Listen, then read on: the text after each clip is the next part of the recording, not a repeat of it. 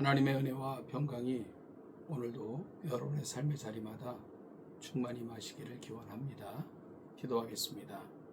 하나님 아버지, 동천교회 귀한 공동체가 맡겨준 한 주를 또한 점검하며 맡겨주셨던 한 주를 점검하며 또 오늘 나의 자리에서 지나온 삶을 돌아보고 새로운 한 주의 시작 앞에 서고자 오늘도 말씀 앞에 우리 자신을 내려놓습니다. 점검받고 그 말씀을 통해서 확인하고 또한 그 말씀이 지시하는 방향을 바라볼 수 있는 귀한 이 아침이 되게 하옵소서. 내일은 특별히 성탄절 2부입니다. 주님을 앙망하며 나아가는 우리가 되게 하시고 거룩한 중 앞으로 나아가는 우리 모든 삶이 되게 하옵소서. 예수님의 이름으로 기도하옵나이다. 아멘. 오늘 나눌 하나님의 말씀은 이사야서 40장 1절 말씀부터 11절까지 보겠습니다. 이사야서 40장 1절부터 11절 읽겠습니다. 너희 하나님이 이르시되 너희는 위로하라, 내 백성을 위로하라. 너희는 예루살렘의 마음에 닿도록 말하며 그곳에게 외치라. 그 노역의 때가 끝났고 그 죄악이 사함을 받았느니라.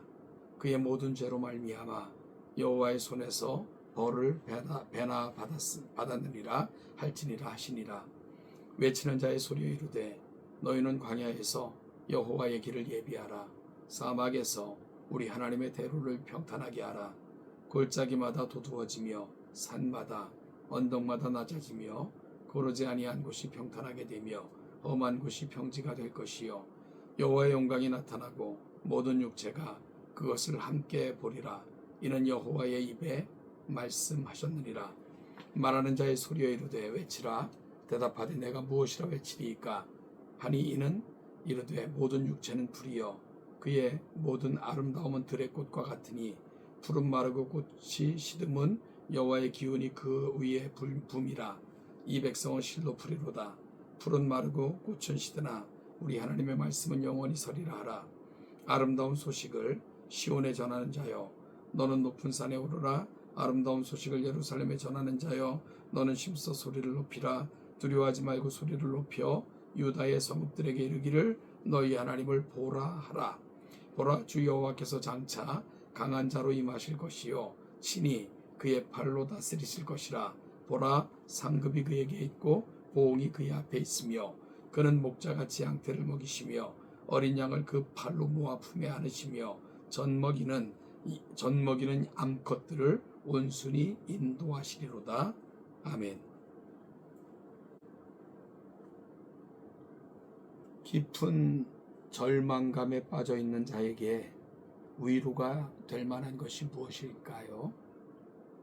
그것은 회복에 대한 명확한 약속일 것입니다. 희망이 없는 고난과 고통은 그야말로 참담합니다. 그런데 희망이 있다면, 더구나 확실한 근거가 있는 희망이라면 지금의 고통은 견딜 만한 것이 될 것입니다. 아무리 고난과 역경이 계속되고 있다 하더라도 위로가 될 것입니다.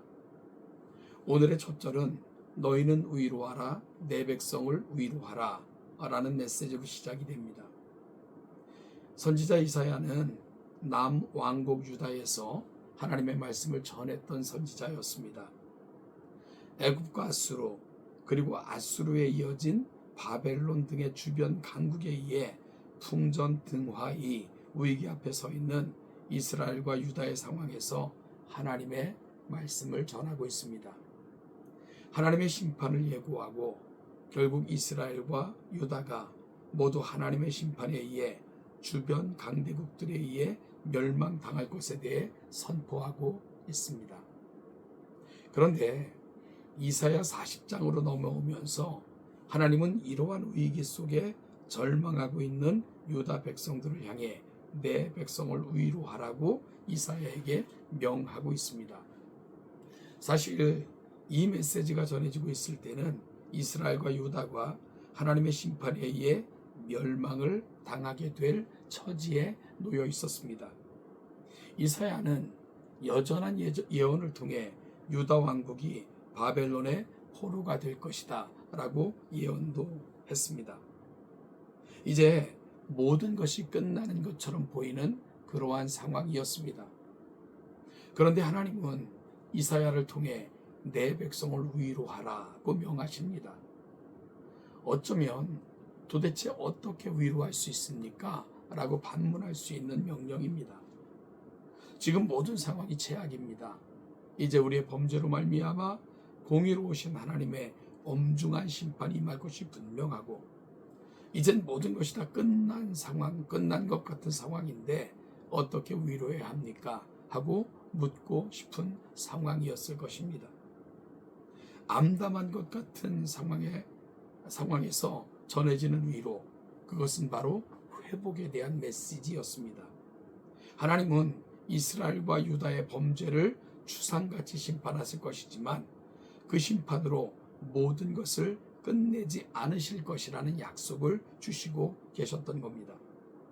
응당이 마땅히 받아야 할 형벌 받지만 그것으로 끝이 아니라는 것이 희망입니다. 마땅히 받을 형벌 이후에는 다시 회복하시겠다 하신 약속은 축복입니다. 2절은 너희는 예루살렘의 마음에 닿도록 말하며 그것에게 외치라. 그 노역의 때가 끝났고 그 죄악이 사함을 받았느니라. 그의 모든 죄로 말미암아 여호와의 손에서 벌을 배나 받았느니라 할지니라 하시니라 말씀하십니다.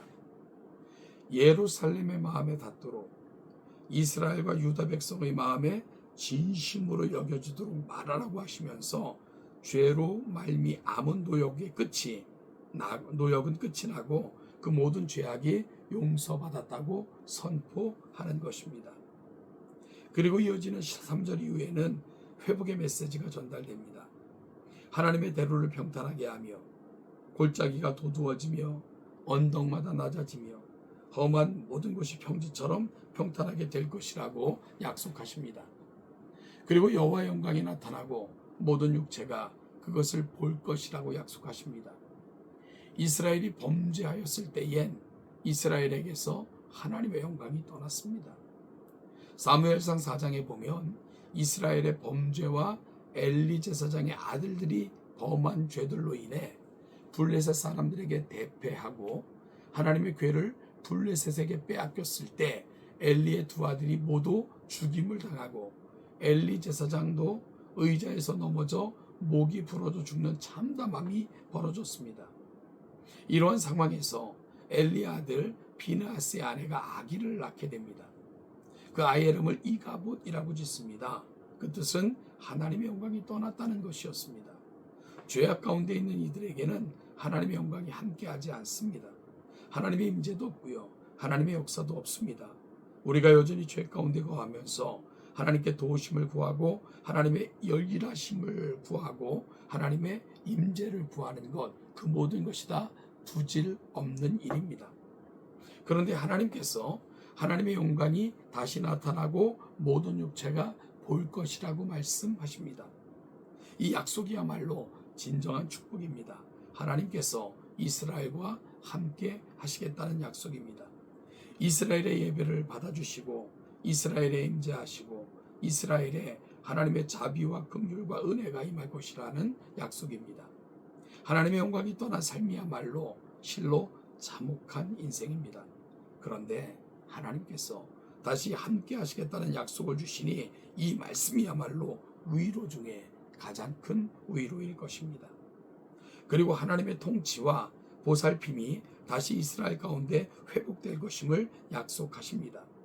전능자 하나님의 다스리심과 돌보심이 회복되면 다시 질서가 회복될 것이고 참된 평화가 찾아오게 될 것입니다. 모든 것이 전능자 하나님 앞에서 제 자리를 되찾게 될 것입니다. 이것이 하나님께서 이스라엘 백성들에게 주신 위로와 희망의 메시지입니다. 그러면서 하나님은 모든 육체는 불과 같고 들의 꽃과 같을 것인데 하나님의 말씀은 영원히 설 것이라고 말씀하십니다. 이 위로의 말씀, 희망의 메시지는 잠깐 기분 좋게 해주었다가 끝나버리는 허황된 말이 아니라 반드시 지켜질 말씀이라는 것입니다. 하나님은 사람이 하시나니 거짓말을 하지 않으시고 인생이 하시나니 후회도 없으시도다. 어찌 그 말씀하신 바를 행하지 않으시며 하신 말씀을 실행하지 않으시리하고 민수기 23장 19절에서 말씀하셨습니다. 하나님은 시건치 않으시는 분이십니다. 아무리 좋은 말을 해도 이루어지지 않는 말들은 오히려 나중에 좌절감과 절망감을 더 심하게 할 뿐입니다. 흔히 국회의원이나 대통령에 출마한 후보들이 공약을 내거는데요. 이 사람들이 이 공약을 정말로 공약처럼 여길 때가 많아요. 약속을 남발한다. 그러면서 그들은 신뢰를 잃어갑니다. 말은 하는데 실천할 용기도 힘도 능력도 없습니다. 그러면 그것은 공수표가 되는 거죠. 그러기에 사랑하는 여러분, 공약은 신실하신 분이 신실하게 지켜 행할 능력이 있을 때 그것이 약속이 되죠. 그러기에 하나님께서 주시는 회복의 메시지는 더욱 믿을만하고 진정한 위로가 될 수가 있는 거죠. 혹시 지금 어렵고 힘든 고통스러운 삶을 살고 계신 분들이 있습니까? 우리가 충분히 신뢰할 수 있는 하나님께서 우리에게 회복을 약속하십니다. 그렇다면 이 희망의 메시지, 이 위로의 메시지에 우리의 귀를 기울여 위로를 얻을 수 있기를 소망합니다. 하나님은 이러한 메시지를 이사야에게 전하라고 하시면서 높은 산에 올라 힘써 소리를 높여 이 아름다운 소식을 전하라고 말씀하십니다. 확실한 약속을 전하는 것이라면 전하는 자 역시 당당하게 그 소리를 소리 높여 전할 수 있습니다. 우리 그리스도인들에게는 이러한 희망의 메시지, 위로의 메시지가 주어졌습니다. 우리가 죄에서 돌이켜 하나님께 돌아오기만 하면 하나님은 회복시켜 주실 것을, 참된 평강을 누리게 해주실 것을 약속해 주셨습니다. 이 기쁜 소식을 우리는 담지하고 알고 있는 자들입니다. 이러한 위로의 메시지, 희망의 메시지가 우리에게 있다는 것을 망각하면 이 시대를 살아가면서 이 기쁜 소식을 전해야 할 우리조차 의기소침해질 수 있습니다. 우리 그리스도인들은, 교회들은 우리에게 주어진 기쁜 소식을 이 시대에 전해야 됩니다. 특별히 이사야 선지자를 통해서 내 백성을 위로해달라. 그 위로의 절정으로 예수께서 오셨습니다. 우리는 내일부터 성탄절을 축하하는 행사들을 진행하게 됩니다. 주님이 이 땅에 육신을 입고 오시면서까지 사랑하신 그 깊은 의미가 우리 가운데 다시금 확인되고 묵상되고 담겨져 세상의 진정한 위로를 다시 전하는 자들로 세상이 하나님의 위로를 경험하게 만드는 일에 정말 귀하게 사용되는 저와 여러분 되시기를 주님의 이름으로 축복합니다.